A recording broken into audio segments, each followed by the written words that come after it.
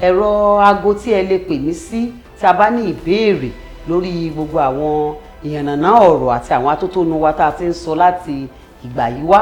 Aago tí ẹ lè pè mí sí náà ni 080 37 51 51 87 080 59 51 53 54. Aago méjèèjì yìí mo lè fi gba ìpè, aago méjèèjì yìí mo lè fi ṣe WhatsApp, a lè fi chat pẹ̀lú mi, a dẹ̀ tún lè fi pè mí, méjèèjì náà ni.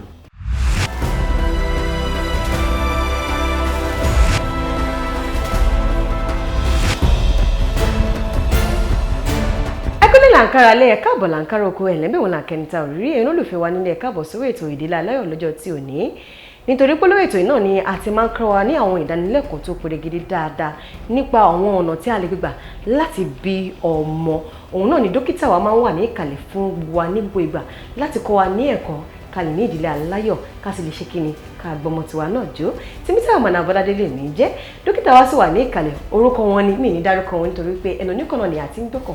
Dókítà bá mi káwọn olólùfẹ́ mi. Ẹ ṣeun olóòtú, orúkọ mi ò yípadà o, Grace Chana Olúwaṣọlá Òṣìẹ̀mí náà lórúkọ mi.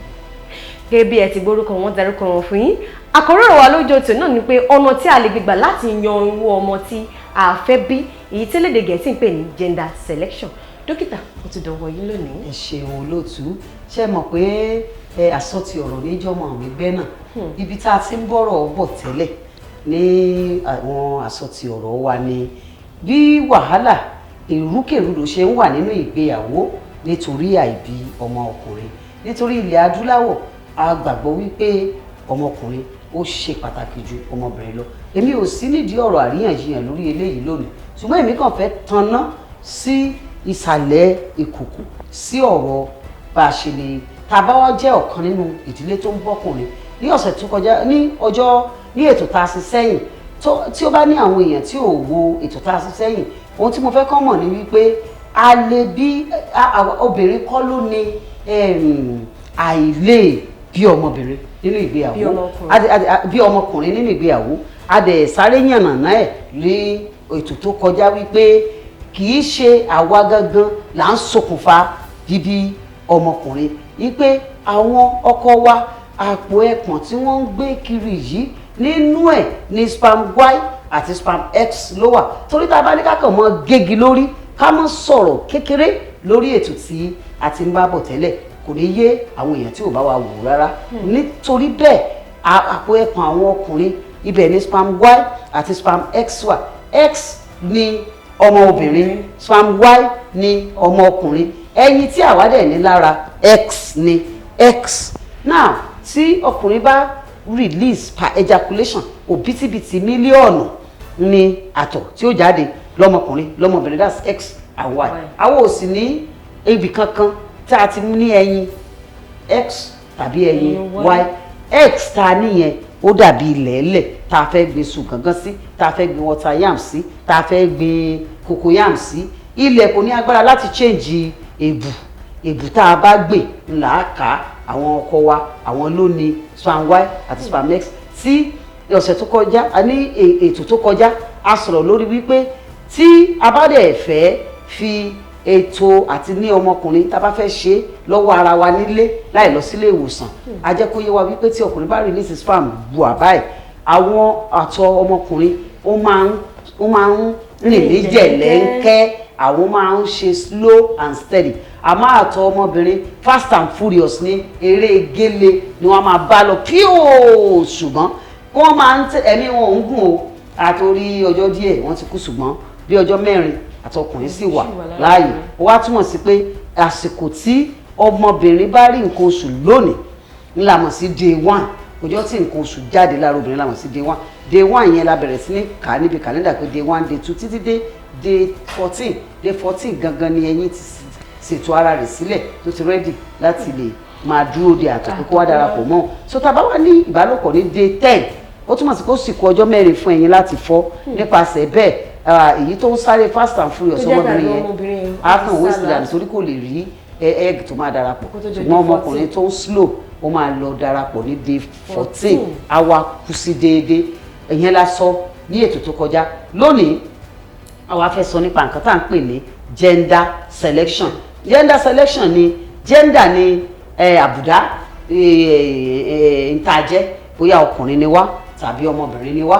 Gender selection dẹ̀ ní nǹkan ṣe pẹ̀lú wípé ẹni tí ó ti ń retí pé mo fẹ́ ọmọkùnrin nínú ìdílé yìí, obìnrin ni ìyàwó mi ń bí fún mi, obìnrin náà rò pé àmọ́ fẹ́ afẹ́ bóyá kábíyèsí tiẹ̀ ni wọ́n, bóyá ọba lọ́la, èyíkéyìí tó wù kó jẹ́, tàbí wọ́n fẹ́ ẹni tó máa gbé orúkọ ìran yẹn lọ kó mọ́ parun. Síbẹ̀síbẹ̀ ọ̀nà kejì tá a mọ̀ sí another option òun ni ká ṣe gender selection. Gender selection dẹ̀ ní a lè ṣe láì ṣe IVF. Ẹgbẹ́ mo ṣàlàyé wípé IVF ní pé ká ṣe investigation of patient, ká register patient, ká stimulate obìnrin yẹn kó ní ẹyin. Lẹ́yìn ìgbà tó bá ní ẹyin kí dókítà kó gba ẹyin òun jáde, kì í ṣe nípa iṣẹ́ abẹ o. Torí àwọn èèyàn tó máa ń béèrè pé ṣé kì í ṣe iṣẹ́ abẹ lè máa ṣe fún mi fún IVF rárá o. True, ojú ara obìnrin ni wọ́n ti máa retrieve egg yẹn, wọ́n á gba àwọn ẹyin yẹn jáde. Tán bá wá gba irinṣẹ́ tán dẹ̀ fi ń gba ẹyin yẹn jáde, bí Ọlọ́run ṣe ṣẹ̀dá penis bẹ́ẹ̀ náà ni fọ́múlà tí irinṣẹ́ yẹn rí kò ń dùnyàn. Ṣùgbọ́n nǹkan kékeré míì tún wà tí wọ́n á kì bọ inú ara obìnrin láti lè, wọ́n á tún fún ní àwọn ìtọ́jú láti jẹ́ kó sùn, kó má la ojú lẹ̀, kó má bàa máa ní àwọn ìbẹ̀rù tàbí àìgbé ara dúró nígbà tán bá kó ẹyin ọ̀hún jáde tán. Gẹ́gẹ́ bí a ṣe ṣàlàyé IVF ní tí ò ní IVF ní process tí a ti lè ṣe gender selection nítorí ẹ̀ mú kí a ṣe IVF ojú pé láti ní pàtó irú ọmọ tàbí pàtó iye nọ́mbà ọmọ, bóyá èmi náà mọ̀ fẹ́ bí bèjì, èmi náà mọ̀ fẹ́ bí bẹ̀ta, èmi náà mọ̀ fẹ́ bí mẹ́rin lẹ́ẹ̀kan náà. IVF náà jẹ́ ọ̀rọ̀ yìí jẹ́ part of the reason ta lè tún choose IVF. A lè rí pé bóyá 2 block ni, bóyá swam ṣe kiri, ṣùgbọ́n mo fẹ́ pàtó irú ọmọ, mo fẹ́ iye ọmọ, the quantity, the quality and the numbers, maybe like multiples and the one particular gender. Gbogbo irú nǹkan yìí so tá bá ti wá gba ẹyin jáde, wọ́n á gba àtọ̀. Mo ṣàlàyé fún wa pé ẹyin àti àtọ̀, dípò ká fi túùbù ṣe fertilization naturally, yí pé iṣẹ́ ẹyọ kan tí incubator yẹn ń ṣe tó fi yàtọ̀ sí pé fertilization ṣẹlẹ̀ ní túùbù náà ni pé ó máa fertilize ẹyin àtàtọ̀ fún wa. So kó tó wá ká tó máa da àtọ̀ yẹn sórí sperm, ká tó máa da sperm sórí egg, wọ́n á gba sperm yẹn, wọ́n á wá gbé lọ sí lab láti wo àwọn àtọ̀ tó jẹ́ sperm Y. Wọ́n á wá sa gbogbo sperm Y tó dáadáa. Ẹ mọ̀ pé wọ́n ti select gender bẹ́ẹ̀. Wọ́n wá kó sórí ẹyin, wọ́n á gbé sínú incubator. Tó bá ti dà papọ̀, á wá jẹ́ XY ní ètò jẹ́ ọmọ ọkùnrin. Ọ̀nà míì tún ní tá a fi lè select ọmọ ọkùnrin. Tó bá dẹ̀ jẹ́ ọmọbìnrin náà là ń fẹ́. Ṣé ibi incubator náà ni wọ́n á ti ṣe pé kí ó ní oyún ìbejì ọmọkùnrin? Ẹ ṣeun. Mo ṣàlàyé tá a bá gba ẹyin bíi 10 níyì tó dáa, àwọn follicles èyí tó máa lẹ́yìn nínú òun náà láti máa rí ẹyin mú. Nígbà tán bá wá kó sínú incubator tán gbé sperm sí lórí, ẹyin 10 yẹn tán ó da sperm sí, ó lè jẹ́ bíi 6, ó lè jẹ́ bíi 5, ó lè jẹ́ bíi 7 ló máa fertilize. Tó bá wá fertilize, mo sọ fún yín pé ó ní grade àwọn embryo. Grade A nìyí tó dáa, ọmọ tó ṣe dáadáa, ọmọ tó bí ọmọ lọ́la, àti grade B nìyí tó tó tẹ̀lé, grade C nìyí tó tó tẹ̀lé. Ètò ẹ̀kọ́ àṣẹ látòkè kò gbà kéèyàn kó púpọ̀ sínú obìnrin, àmọ́ téèyàn bá wá sọ pé multiple ni mo wá, kíní kan ni mo wá, wọ́n yọ ọ̀kan tí mo fẹ́ ká mọ̀ nípa pé àwa ọmọ ti di ọmọ tó bí, that's embryo ti di embryo tán, àwa transfer through vaginal kò ń ṣiṣẹ́ abẹ sínú ìyá ẹ̀. Mo ṣàlàyé bóyá 6 lẹ transfer, bóyá 2, bóyá 3, Ọlọ́run nìkan ló mọ iye tó máa implant. Tí n bá gbé iṣu ebè 200 kí wá gbé bẹ́ẹ̀dì mi láti ilé àti gbogbo mọ̀lẹ́bí mi ká wá máa tẹ́ bẹ́ẹ̀dì wa sáàrin ebè, àlágbára iye èyí tí ó jóná, èbù tí ó jóná, àlágbára iye èbù tí ó yè. Kó tún wá jẹ́ pé a tún wá ń ṣe irrigation, ká máa fàjò látòdò, ká máa fà á sí lára. Ọlọ́run tó jẹ̀dá lọ nìkan ló mọ iye èbù tí ó yè, ló mọ iye èbù tí ó yí pé implantation tiẹ̀ máa kọ́kọ́ ṣẹlẹ̀. Ìyẹn ni pé kí ọmọ kó fìdí múlẹ̀, kó implant. Ọlọ́run ni. Lóòótọ́ oògùn oríṣiríṣi wà tá a máa fún ìyá pé kí progesterone lè high, kí ara ẹ̀ kó má fight igi nìkan bẹ́ẹ̀ ni, ṣùgbọ́n síbẹ̀ Ọlọ́run ló máa determine bóyá ó máa implant torí bẹ́ẹ̀ lẹ ṣe ni pé tó bá ṣe IVF fún èèyàn 100 like 20 máa fail dẹ̀ lè mọ reasons nígbà míì òun sábà ń jẹ́ nǹkan tí dókítà lè ṣàlàyé ó dẹ̀ lè jẹ́ 80 ló máa succeed ló máa succeed yes ṣùgbọ́n nípa òǹkà iye tí ó wàá fìdí múlẹ̀ ìyẹn torí pé wọ́n bá tún kó mẹ́fà sínú èèyàn míì ó tún máa pín ó tún máa pín ó lè pín sí méjì ó lè pín sí mẹ́ta ọmọ bá ya pa nínú ìyá wọ́n fẹ́ yọ ọ̀kan sí ó lè pín ó lè má wàá pín rárá kó má tiẹ̀ implant ó jẹ́ pé after 2 weeks negative ni ó wá tún lè pín kó di méjì mẹ́ta ṣùgbọ́n yóò pín ní o gbogbo méjèèjì rẹ̀ bí mẹ́tẹ̀ẹ̀ta ó fìdí múlẹ̀ ní o tàbí tá a bá rí dókítà kan tó ń gbowó lórí multiple selection irú ni dókítà náà ó ṣe àìsòótọ́ torí pé láti jẹ́ kí multiple yẹn kó wáyé tó bá gba gbogbo ìgbìyànjú olódùmarè ló máa dé ládé ó wá lè dé ládé kó wá sọ di ọmọ tó yapa kankan kó ẹyọ kan sí kó dẹ̀ pín kó pín sí méjì mẹ́ta ó wá di ìyá àbẹ̀ta ó máa ń bírèkì á pín cells yẹn á pín just embryo kan á pín síbi méjì mẹ́ta á dẹ̀ di ìyá àbèjì ìyá àbẹ̀ta Ọlọ́run ló lè ṣe àtúbọ̀ mi kì í ṣe pé ẹ̀yin a máa pín nínú obìnrin embryo yẹn that's ọmọlọ́la that's baby to be.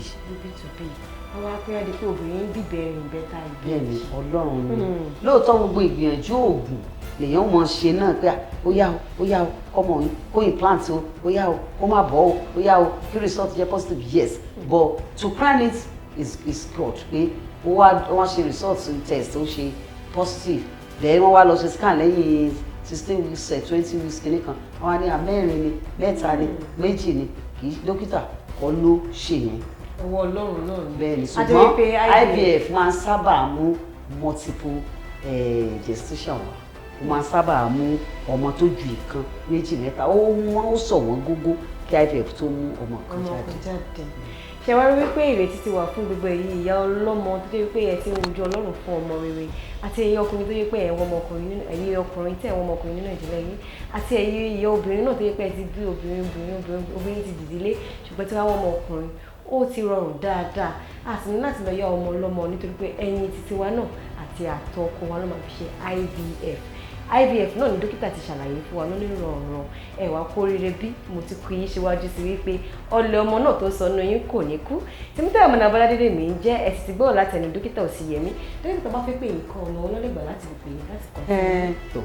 ẹ̀rọ aago tí ẹ lè pè mí sí tí a bá ní ìbéèrè lórí gbogbo àwọn ìyànnàná ọ̀rọ̀ àti àwọn atótónu wa tá a ti ń sọ láti ìgbà yìí wá aago tí ẹ lè pè mí sí náà ni 080 37 51 51 87 lẹ́ẹ̀kan sí 080 37 51 51 87 aago mi kejì ó ní 080 59 51 53 54 lẹ́ẹ̀kan sí 080 59 51 53 54 aago méjèèjì yìí mo lè fi gba ìpè aago méjèèjì yìí mo lè fi ṣe WhatsApp a lè fi chat pẹ̀lú mi a dẹ̀ tún lè fi pè mí méjèèjì náà ni. tó láti ọ̀dọ̀ Tèmítáyọ̀ ọmọ Abọ́ládé mo sọ wípé ìdílé aládùn yín ìdílé aláyọ̀ yìí kò ní kan oyin ló máa bọ́ síbẹ̀ ní gbogbo ọjọ́ títí tí yóò mìíràn ọjọ́ rẹ̀ lórí ètò ó dìgbà o.